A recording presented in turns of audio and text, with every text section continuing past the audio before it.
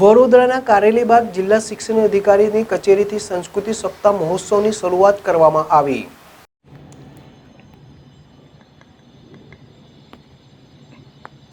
વડોદરાના કારેલીબાગ જિલ્લા શિક્ષણ અધિકારી કચેરીથી સંસ્કૃત સપ્તાહ મહોત્સવની શરૂઆત કરવામાં આવી। વિગતે વાત કરીએ તો વડોદરાના કારેલીબાગ જિલ્લા શિક્ષણ અધિકારી કચેરીથી ગુજરાત સરકાર શિક્ષણ વિભાગના ગુજરાત રાજ્ય સંસ્કૃત બોર્ડ દ્વારા આયોજિત સંસ્કૃત સપ્તાહ મહોત્સવ અંતર્ગત સંસ્કૃત ગૌરવ યાત્રા હિન્દી સપ્તાહ અંતર્ગત કરવામાં આવ્યું છે।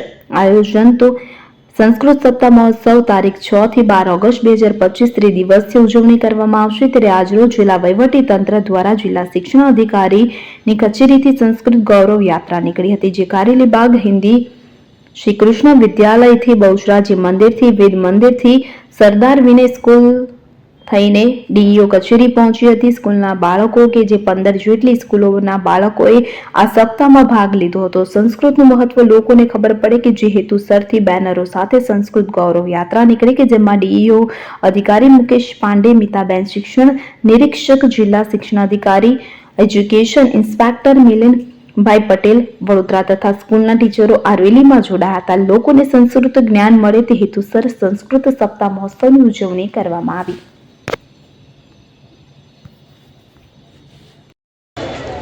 નમો નમઃ।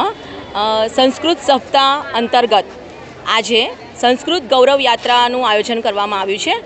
આજે સંસ્કૃત મહાવિદ્યાલય અને તમામ શાળાના વિદ્યાર્થીઓ અત્રે ઉપસ્થિત છે।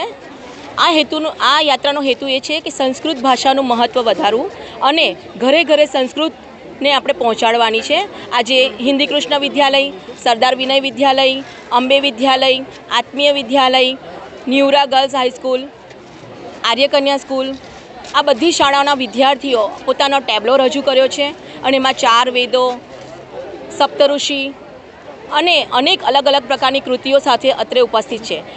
સંસ્કૃત વિજ્ઞાનમાં ક્યાં સંસ્કૃત છે એના અમે અલગ અલગ બેનર તૈયાર કર્યા છે કે આપણા શાસ્ત્રોમાં વર્ષોથી સંસ્કૃતની અંદર આ બધું જે વિજ્ઞાન આપણે શોધ્યું છે એ બધું જ હતું જ, પરંતુ એને અત્યારે વિજ્ઞાન આપણને રજૂ કરે છે ત્યારે ખ્યાલ આવે છે કે આપણા વેદોમાં, આપણા ઉપનિષદોમાં અને આપણા ગ્રંથોની અંદર સંસ્કૃતમાં આ બધી રચનાઓ પહેલેથી જ અસ્તિત્વમાં છે। તો આ બાબતે જાગૃતિ લાવવાનો એક હેતુ છે અને આ હેતુ પૂર્ણ થાય એ માટે તમામ સમાજ સમુદાયને અમે નમ્ર વિનંતી કરીએ છીએ કે આપ અમારા સંસ્કૃત સપ્તાહમાં જોડાઈ અને અમારા કાર્યક્રમમાં અને સંસ્કૃત ભાષાના પ્રચાર પ્રસારમાં અમારા બધાને અમૂલ્ય સહકાર આપજો।